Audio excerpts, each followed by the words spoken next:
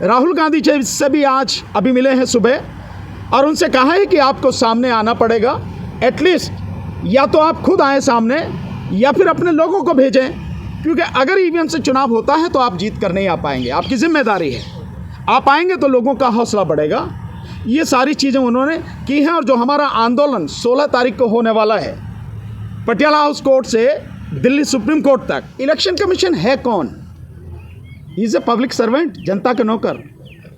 इतने समय तक उसने मूर्ख बनाया इस देश की भोली भाली जनता को, और उसने कुछ नहीं कहा, तो वो ये मान के बैठा है कि सब जैसा वो हुक्म देगा वैसे ही मान लेंगे।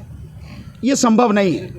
मैं बार बार इलेक्शन कमीशन को चेतावनी दे रहे हैं हम लोग कि इस बार ईवीएम से चुनाव होने नहीं देंगे। उसकी समझ में ये बात आ जानी चाहिए, ये बात आ जानी चाहिए। ये आंदोलन इस देश के कोने कोने तक, गांव गांव तक, घर घर तक पहुंच चुका है। मैं आपको बताऊं, हमने कल ही इस समय जो प्रेस कॉन्फ्रेंस करी थी, एक नंबर हमने मिस कॉल के लिए जारी किया था, 9667772262। आपको जानना है उस फ़ोन की क्या हालत है? इस प्रेस कॉन्फ्रेंस पूरी तरह से ख़त्म नहीं हुई थी और उसके बाद मिस कॉल आनी शुरू हो गई। उस समय से देखिए, ला दिखा, मुझे दिखा, मैं दिखाता हूँ, जरा 1 मिनट दिखाइए, मैं आपको दिखाता हूँ। इसको आप सारे के सारे साथी देखिए, लगातार इस मतलब एक पल के लिए ये फ़ोन, एक पल के लिए ये फ़ोन बंद नहीं है।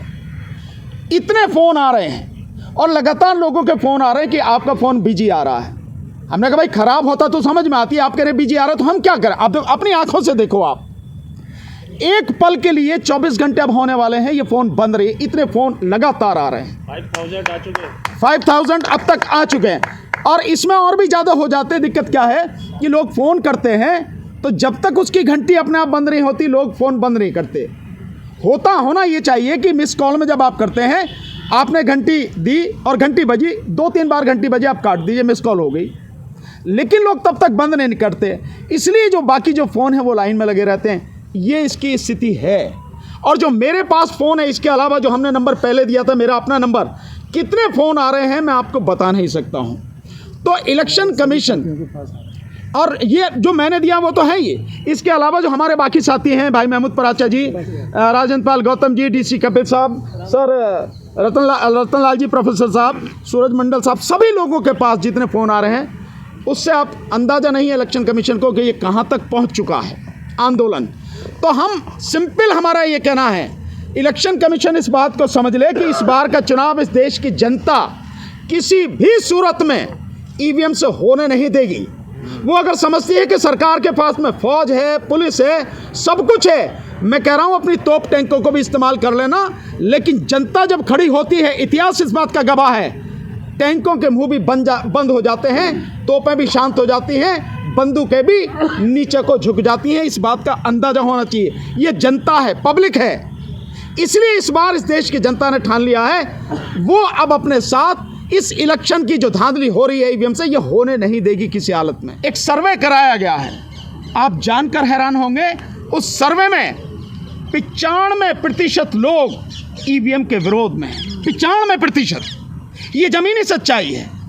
और जिस तरह से हमें गांव गांव से लोगों के फ़ोन आ रहे हैं, वो इस बात को सच करते हैं, सिद्ध करते हैं कि लोग ईवीएम के खिलाफ हैं, ईवीएम को बर्दाश्त नहीं करना चाहते। और इस बार का 2024 का लोकसभा चुनाव किसी भी कीमत पर ईवीएम से नहीं होने देंगे। जो भी साथी इस ईवीएम हटाने के लिए संकल्पबद्ध हैं, जो भी ईवीएम के विरोध में हैं, वो साथी इस मिस कॉल वाला नंबर जो अब हम घोषित करें, इस पर मिस कॉल करें, बात ना करें साथी, केवल मिस कॉल करें। और निवेदन मेरा यह है कि वो साथी अपने रिश्तेदारों से, अपने घर वालों से, अपने दोस्तों से, अपने समाज के लोगों से, अपने पड़ोस के लोगों से, जहां भी उनकी पहुंच है, जिसको भी वो कह सकते हैं, फ़ोन कर करके कहें इस नंबर पर मिस कॉल करो, ईवीएम हटाना है।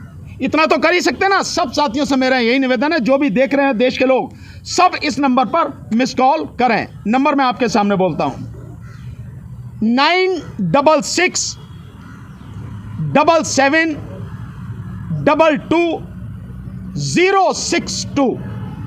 एक बार फिर से बोलता हूं, 9667222062।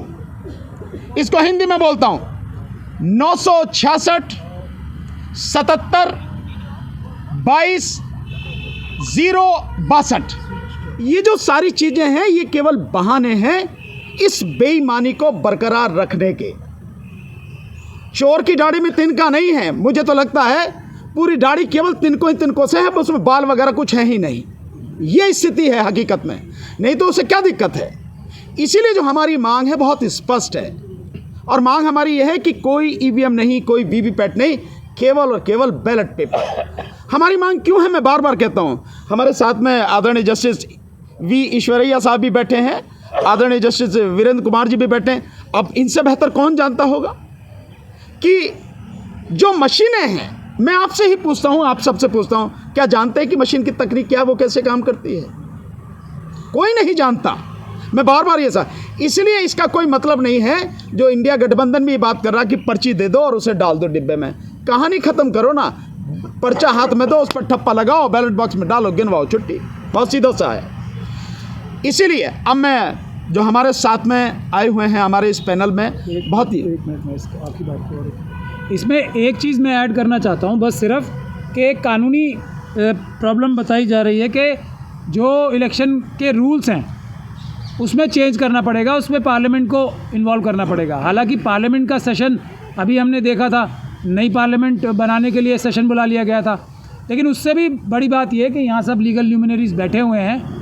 कोई भी रूल अगर चेंज किया जाता है तो उसका प्रोसीजर ये होता है कि वो रूल इम्प्लीमेंट तब हो जाता है जब वो रूल बना के पार्लियामेंट में प्लेस कर दिया जाए। जैसे ही इलेक्शन कमीशन, क्योंकि नोडल एजेंसी इस रूल के बनाने वाली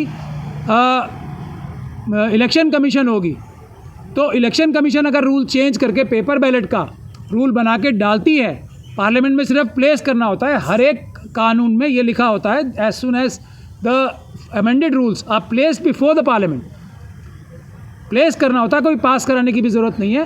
तो ये कानून है, ये भी मैं आप लोगों को क्लैरिफाई करना चाहता था। कोई बहाना नहीं चलेगा, कोई भी लीगल जो इम्पेडिमेंट है वो है ही नहीं, ये सब झूठ है, इसके ऊपर हमें जाना नहीं। और जनता ने जब तय कर लिया है सिर्फ और सिर्फ पेपर बैलेट से होगा चुनाव हमारा, चुनाव आयोग कैसे तय करेगा कैसे होगा इलेक्शन? जनता चाहती है पेपर बैलेट से, पेपर बैलेट से ही चुनाव होगा, सीधी बात।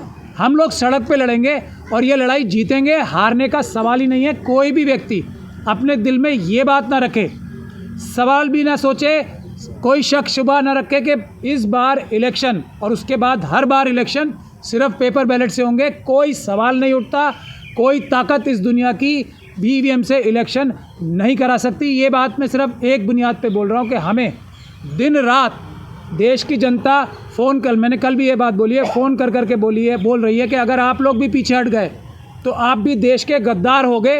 अगर ईवीएम से आपने चुनाव करने दिया, हम आपके साथ हैं, आप ईवीएम से चुनाव नहीं करने देना। जो भी ईवीएम से चुनाव कराएगा वो देश का गद्दार होगा, ऐसा फ़ोन कर करके हमें जनता बोल रही है। तो मैं एक ही बात और रख के कि हम अपनी जान दे देंगे, लेकिन ईवीएम से इस बार हम लोग तो कम से कम चुनाव नहीं होने देंगे। जनता हमारे साथ है, पेपर बैलेट से ही चुनाव होगा। आखिरी एक बात रख के फिर मैं अपने सम्मानित गेस्ट को टाइम देना चाहेंगे, आज हम उनको सुनना चाहेंगे। वो बात यह है कि हमें ईवीएम के साथ साथ एक और काम भी करना है कि जो वोटर लिस्ट है उसमें फॉर्म 6 अगर किसी वोटर का नाम छूट गया है तो पूरी ताकत लगा के हम सभी भाई बहनों को अपने नाम वोटर लिस्ट में चढ़वाने हैं। दूसरा, क्योंकि हम लोगों के जो वीकर सेक्शंस हैं उनके नाम आरएसएस और बीजेपी के जो पन्ना प्रमुख हैं ना, दिन रात लग के कटवाते हैं और अपने फर्जी नाम बढ़वाते हैं। तो फॉर्म 6 इस चीज़ के लिए होता है कि आपका अगर नाम छूट गया है तो आप अपने वोटर लिस्ट में चेक करें। एक वेबसाइट भी है इलेक्शन कमीशन की, वो पता नहीं कितना काम करेगी या नहीं करेगी, लेकिन आपके लोकल जो एसडीएम होंगे या जो चुनाव का ऑफिस है वहाँ जाके अब अपनी लिस्ट ठीक कराएं। दूसरी बात, फॉर्म 7 होता है, फॉर्म 7 में जो फर्जी वोट ये आरएसएस और बीजेपी के लोग डलवाते हैं उसको भी निकालने का काम करें। आज हम यही बात करना चाहेंगे, हम अपने सीनियर्स को सुनना चाहेंगे आज, ताकि उनके दिशा निर्देशों के हिसाब से हम जान की बाजी लगा के ये लड़ाई जीतें और देश बचाएं। ईवीएम हटाओ, देश बचाओ।